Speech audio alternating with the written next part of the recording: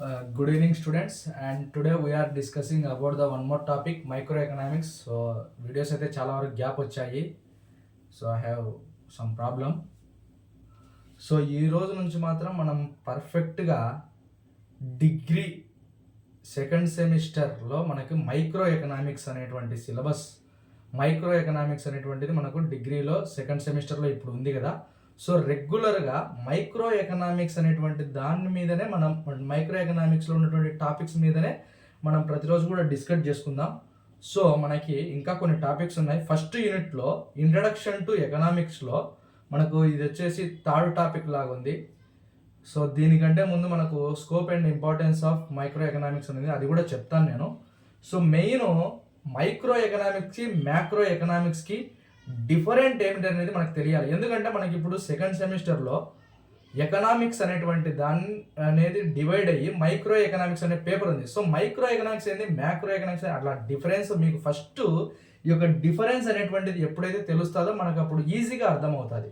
So ఇప్పటి నుంచి బాగా గుర్తుపెట్టుకోండి, డిగ్రీలో సెకండ్ సెమిస్టర్ మైక్రో ఎకనామిక్స్ గురించి నేనైతే కనుక ప్రతిరోజు ఇక క్లాసెస్ అయితే ఎట్టి పరిస్థితుల్లో ఆగవు, ప్రతిరోజు కూడా రన్ అవుతుంది. సో ఈరోజు మాత్రం డిగ్రీ సెకండ్ సెమిస్టర్ మైక్రో ఎకనామిక్స్లో differences between micro and macro economics గురించి కంప్లీట్గా తెలుసుకుందాం. సో మనకి differences between micro and macro economics అనమాట. రెండింటి మధ్య తేడా ఏమిటి? మనము ఎగ్జామ్లోనైనా చిన్న టెస్ట్లోనే ఏదైనా సరే తేడాలను గురించి రాయండి అన్నప్పుడు ఈ విధంగా టేబుల్ రూపంలోనే చూపించాలి. ఎప్పుడు కూడా మనము ఈ రెండింటి మధ్య తేడా ఏమిటి అని మనకు ఇది ఎకనామిక్సే కాదు, ఏ సబ్జెక్ట్ వచ్చినా కూడా మనం ఈ విధంగానే చూపించాలి. సో ఇప్పుడు మనము ఒక సైడ్ ఏమో మైక్రో ఎకనామిక్స్, ఒక సైడ్ ఏమో మ్యాక్రో ఎకనామిక్స్ని తీసుకుందాం. First, the word micro economics is came from micro. The word micro is came from micro అంటే మైక్రో అనేటువంటి పదము మైక్రోస్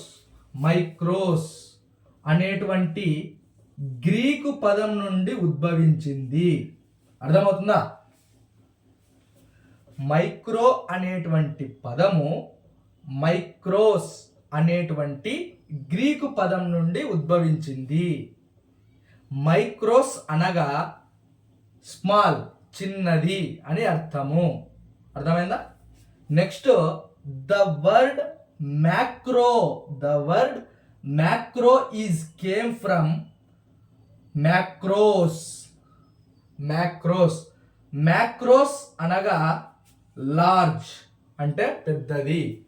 అంటే మనకు అర్థశాస్త్ర పరిభాషలో చెప్పాలంటే మైక్రో అంటే సూక్ష్మ,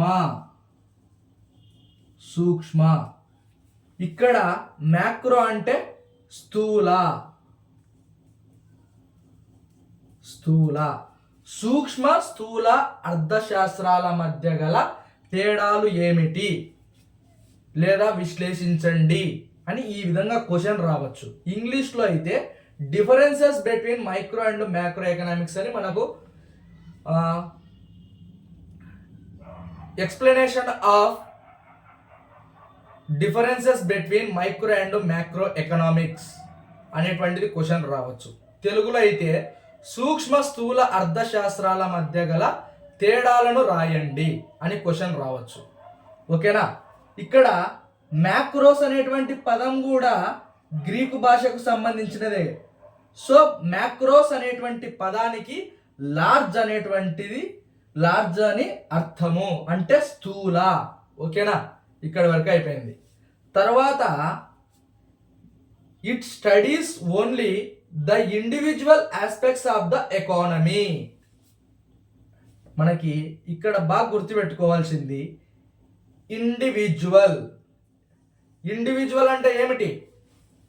ఇండివిజువల్ అంటే వ్యక్తిగతము లేదా వైయక్తిక. అంటే ఇక్కడ it studies only the individual aspects of the economy అంటే అర్థశాస్త్రంలో వైయక్తిక యూనిట్లను ఒక వ్యక్తికి సంబంధించి కానీ ఒక సంస్థ అంటే ఒకదాని గురించి మాత్రమే అధ్యయనం చేసేది మైక్రో ఎకనామిక్స్. అర్థమవుతుందా? వైయక్తిక ఇండివిజువల్ ఆస్పెక్ట్స్ గురించి మాత్రం అంటే వ్యక్తిగతంగా ఒకదాని గురించి మాత్రమే అధ్యయనం చేస్తే అది మైక్రో ఎకనామిక్స్. ఇక్కడ ఇంకొక పదం గుర్తుపెట్టుకోవాల్సిందంటే హోల్. అంటే the study of the economy whole.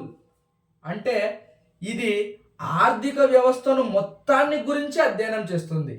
ఆర్థిక వ్యవస్థ మొత్తాన్ని గురించి అధ్యయనం చేస్తుంది మ్యాక్రో ఎకనామిక్స్. అందుకే దీన్ని ఏమంటున్నాం? స్థూల. దీన్ని ఏమంటున్నా? ఇది వ్యక్తిగతంగా ఇండివిజువల్గా మాత్రమే ఇది అధ్యయనం చేస్తుంది కాబట్టి దీన్ని ఏమంటున్నాం చెప్పండి? సూక్ష్మ.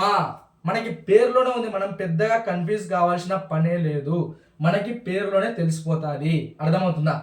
తర్వాత it is also known as theory of prices. It is also known as theory of prices. దీనిని ధరల సిద్ధాంతం అని కూడా అంటారు. దీనిని ధరల సిద్ధాంతం అని కూడా అంటారు. తర్వాత it is also known as macro ఎకనామిక్స్లో it is also known as income employment theory. ఆదాయ ఉద్యోగిత సిద్ధాంతము. ఆదాయ ఉద్యోగిత సిద్ధాంతము. మైక్రో ఎకనామిక్స్ అనేటువంటిది ధరల సిద్ధాంతాన్ని గురించి వివరిస్తుంది. మ్యాక్రో ఎకనామిక్స్ అనేటువంటిది ఆదాయ ఉద్యోగిత సిద్ధాంతం గురించి వివరిస్తుంది. ఓకేనా? తర్వాత మైక్రో ఎకనామిక్స్లో fourth one, it describes only price determination in factors market in goods and services market. వస్తు సేవల మార్కెట్లో, కారకాల మార్కెట్లో ధర నిర్ణయాన్ని గురించి మాత్రమే వివరిస్తుంది. వస్తు సేవల మార్కెట్లో, కారకాల మార్కెట్లో ధర నిర్ణయాన్ని గురించి వివరిస్తుంది. అంటే price determination in factors market, కారకాల మార్కెట్లో. అర్థమవుతుందా? కారకాల మార్కెట్లో, వస్తు సేవల మార్కెట్లో ధర నిర్ణయాన్ని గురించి వివరిస్తుంది. మళ్ళీ ఒకసారి చెప్తాను వినండి, ఇది కొంచెం పెద్దగా ఉన్నందుకు మళ్ళీ మీరు కన్ఫ్యూజ్ కాకుండా. మైక్రో ఎకనామిక్స్ అనేటువంటిది వస్తు సేవల మార్కెట్లో, కారకాల మార్కెట్లో ధర నిర్ణయం చేస్తుంది. ఇక్కడ మ్యాక్రో ఎకనామిక్స్లో it examines factors such as ఇక్కడ మ్యాక్రో ఎకనామిక్స్ అనేటువంటిది జాతీయ ఆదాయాన్ని గురించి, తర్వాత సమిష్టి ఆదాయం గురించి, సమిష్టి ఉద్యోగిత గురించి, సమిష్టి పొదుపు గురించి, పెట్టుబడులను గురించి, ఆర్థిక అభివృద్ధి గురించి వివరిస్తుంది. సో ఇక్కడ మనము బాగా గమనించాల్సిన విషయం ఏమిటంటే, ఇప్పుడు ఇక్కడ మనకి డిఫరెన్సెస్ కనిపిస్తుంది చూడండి. It is also known as theory of prices. అంటే ధరలను గురించి వివరిస్తుంది వస్తు సేవల మార్కెట్లో. తర్వాత ఏముంది ఇక్కడ?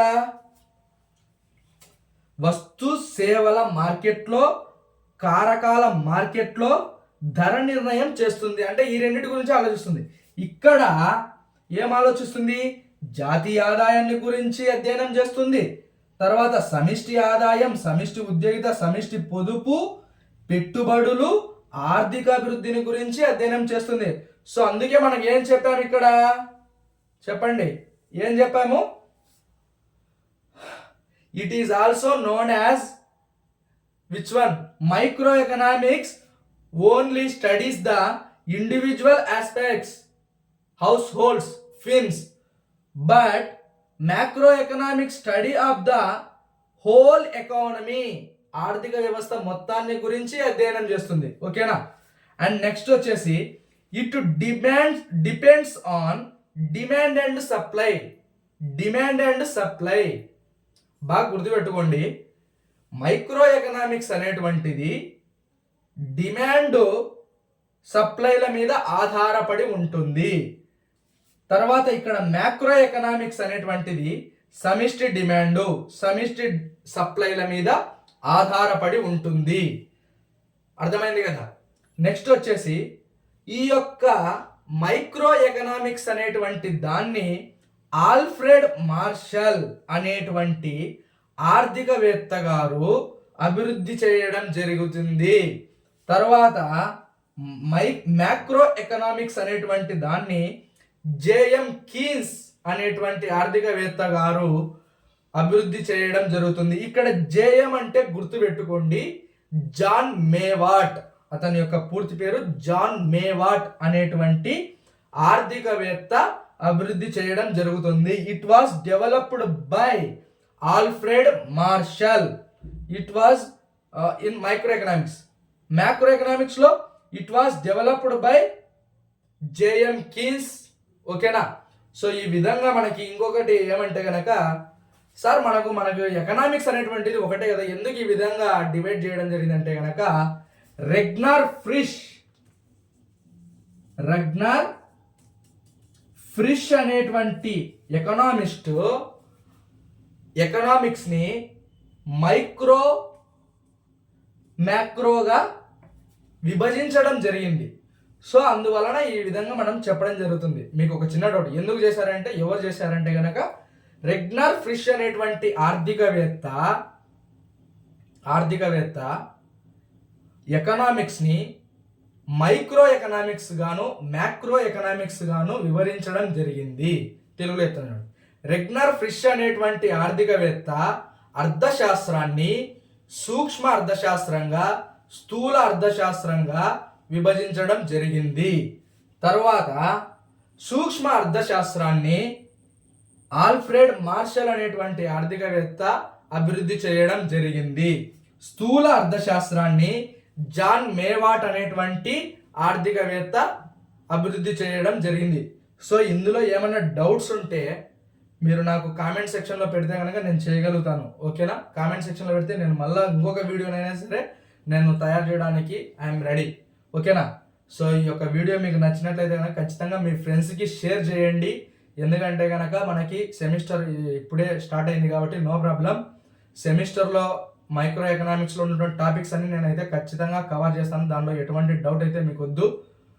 సో ఈ యొక్క వీడియోలో మీకు ఏమైనా డౌట్స్ ఉంటే నాకు కామెంట్ సెక్షన్లో ఖచ్చితంగా తెలియజేయండి. మీ ఫ్రెండ్స్కి కూడా షేర్ చేయండి. ఎందుకంటే ఒకవేళ క్లాసెస్ మిస్ అయినా ఇక్కడైనా ఉపయోగించుకోవచ్చు మనం. ఓకేనా. Thank you for all.